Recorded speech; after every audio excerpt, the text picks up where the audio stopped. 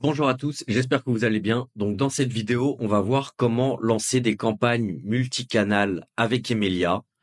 Donc on a appelé ça les campagnes avancées parce qu'il peut y avoir des cas où on veut quand même utiliser qu'un seul canal, mais juste on veut des séquences un peu plus complexes. Donc mais voilà, c'est dans la partie advanced ici, donc qui est en version bêta. Il y a beaucoup de choses qui vont arriver. On va voir ça au fur et à mesure de la vidéo. Il y a beaucoup de choses qui vont arriver sur ces campagnes avancées. Donc voilà, n'hésitez pas à nous faire des retours, n'hésitez pas à dire dans cette vidéo, à mettre en commentaire si vous avez des suggestions d'amélioration. Voilà, c'est vraiment pendant l'année 2025 énormément de choses qui vont arriver. Donc dans Emilia, vous cliquez sur Create a Campaign, vous choisissez campagne avancée, vous mettez un nom, test 2. Hop. Ensuite, on arrive dans les réglages principaux de la campagne, donc le nom, la zone géographique, les jours d'envoi, les heures d'envoi. Donc c'est un peu plus compliqué que les campagnes email ou que les campagnes LinkedIn parce que du coup c'est un mix des deux. Euh, donc le nombre de nouveaux contacts qu'on peut atteindre par email et le nombre de nouveaux contacts en LinkedIn. Donc vous avez ici des petits tutos pour les deux cas. Globalement, ça c'est un bon réglage. 35 emails par jour, 35 nouveaux contacts par jour. 20 nouveaux contacts par LinkedIn. Si vous avez Premium, vous pouvez aller jusqu'à 40, même si je recommande de rester aux alentours des 30. Et ça, la Daily Email Limit, quand il y a plusieurs steps qui se cumulent, combien d'emails au maximum on envoie. Et ici, je mettrai bien 100. Et ensuite, évidemment, stopper la séquence si les personnes répondent par email ou si les personnes répondent par LinkedIn.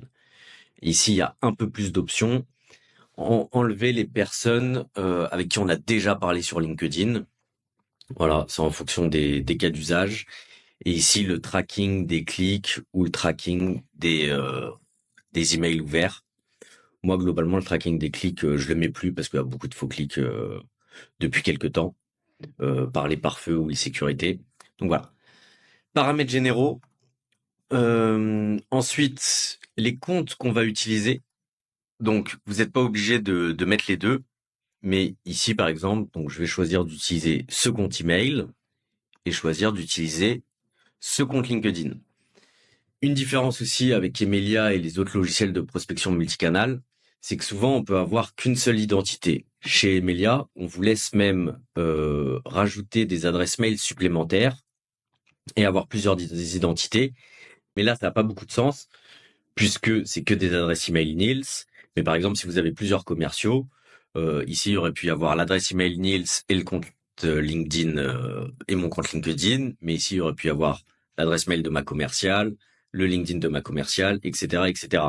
Donc, quand vous choisissez d'utiliser le multi-identity, c'est-à-dire d'avoir voilà, plusieurs identités, après, vous pouvez les faire matcher comme ça et ça vous permet de lancer des campagnes à plus grande échelle au lieu d'avoir 4 campagnes différentes pour 4 identités différentes.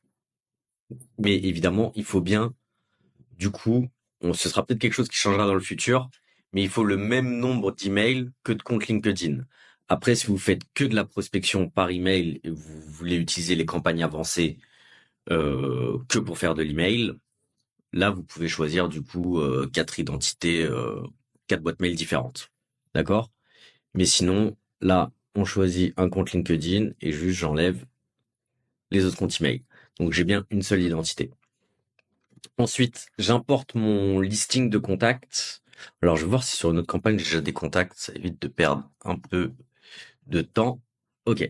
Donc là, j'ai déjà un listing de contacts. Donc ça se passe comme les campagnes email ou comme les campagnes LinkedIn.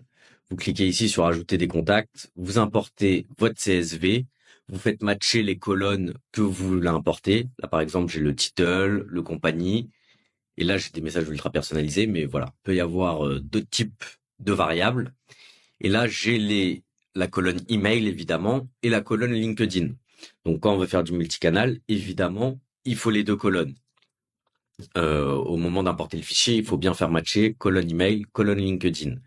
Donc après, du coup, avec le multicanal, il peut y avoir des cas où sur certains, vous n'avez pas l'email, vous les importez quand même, et après, ce sera géré au niveau de la séquence. Donc, une fois qu'on a importé son listing de contacts, on va dans la séquence, ça commence comme ça. Vous cliquez sur plus, Vous dites par quoi vous voulez commencer. Donc, par exemple, une visite de profil, un email. Là, vous voyez ce qui va bientôt arriver dans Emilia, les messages WhatsApp, faire des tâches manuelles, faire des calls API. Donc voilà, pas mal de choses qui vont arriver.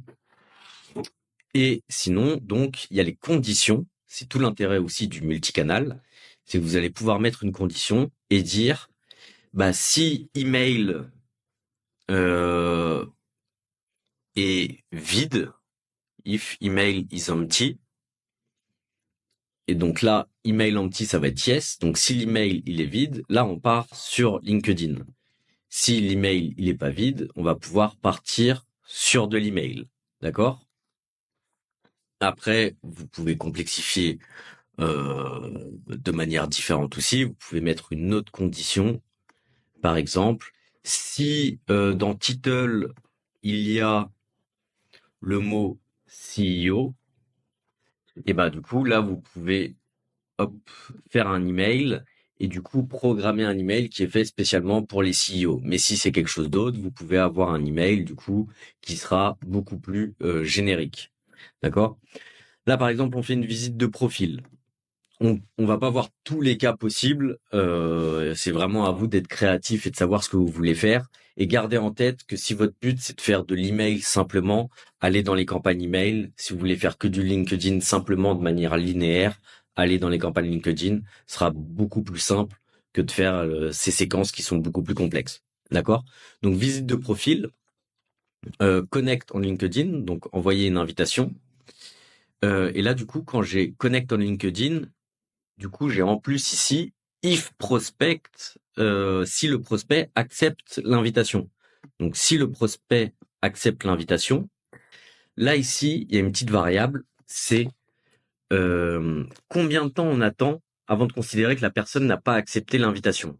Donc là par exemple, on peut dire 30 jours. Hop, euh, hop, 30 jours. C'est qu'on va se dire qu'on se permet d'attendre 30 jours avant de passer les gens dans non. D'accord? Mais évidemment, si la personne accepte l'invitation dans les 2 jours, ça va passer directement dans yes. Et là, on va pouvoir dire, eh ben, du coup, envoyer un message LinkedIn. Ici, on écrit son message, et first name, etc., etc. Là, vous choisissez vos messages. Pareil dans les campagnes email. Vous choisissez l'objet du message. Vous écrivez vos messages, vous rajoutez les variables, vous rajoutez le spin text. Vous pouvez ajouter votre variable signature, etc. Ah oui, juste un petit truc. Dans Account, là, j'ai déjà des boîtes mail connectées. Évidemment, vous pouvez en connecter d'autres directement ici, mais logiquement, sur les boîtes mail, le mieux, c'est de les paramétrer dans les réglages. Comme ça, vous paramétrez les signatures, les tracking domaines, etc. d'avance. Et ici, vous avez plus qu'à sélectionner les boîtes mail. Et pareil pour les comptes LinkedIn.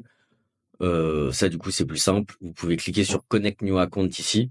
Il faut évidemment avoir déjà téléchargé l'extension, mais de toute façon, ça vous le dira. Télécharger l'extension Emilia et ensuite vous cliquez sur récupérer mon cookie automatiquement. Ça va ouvrir LinkedIn, récupérer les informations. Mais il faut bien que tout soit déjà connecté et setup. Voilà, j'en parle parce que là, on était sur un email avec une signature. Donc, il faut bien avoir paramétré une signature dans le réglage de sa boîte mail. Évidemment, vous pouvez vous envoyer un email de test pour vérifier si tout est bon. Euh, donc voilà, likez le dernier post de la personne. Après, par exemple, si on est sur un email, vous avez des conditions. Donc, si on est après un email, vous avez des conditions. Si le prospect répond, si le prospect ouvre, voilà, vous pouvez choisir de custom tout ça. Personnellement, c'est pas trop des choses que je fais, mais ça peut être utile pour, par exemple, des appels API qui vont bientôt arriver. Si le prospect il a cliqué, eh ben vous pouvez faire quelque chose avec Make ou Zapier qui va faire une automatisation. Il y a les tâches manuelles qui vont arriver aussi. Donc si le prospect a ouvert, vous pouvez dire une tâche qui va être d'appeler le prospect, etc. Donc voilà. Et à la fin, quand vous êtes, alors vous n'êtes pas obligé de le faire, on crée pas de message d'erreur si vous le faites pas. Et logiquement, une fois que votre séquence elle est finie, vous mettez un end of campaign ici. Ça vous permettra que quand votre campagne elle sera en cours, donc ce qui est bien aussi sur Emilia, c'est que lorsque votre campagne sera en cours, vous allez avoir des petites pastilles ici. Vous allez pouvoir voir où chaque prospect en est dans l'ensemble de l'automatisation. Et comme ça, quand la campagne elle est finie pour quelqu'un, vous les avez tous ici, ceux qui sont en fini. Alors voilà, je vais pas faire une vidéo trop longue. Il y a plein de possibilités. Je pense que là, vous avez une vue d'ensemble. Si vous avez des questions, n'hésitez pas à les mettre en commentaire ou si vous êtes dans la plateforme Emilia, à poser vos questions ici. Donc voilà, j'espère que cette vidéo elle vous aura été utile et que grâce aux campagnes multicanal, vous allez pouvoir faire des campagnes très très cool et trouver des clients. Bonne journée, à bientôt.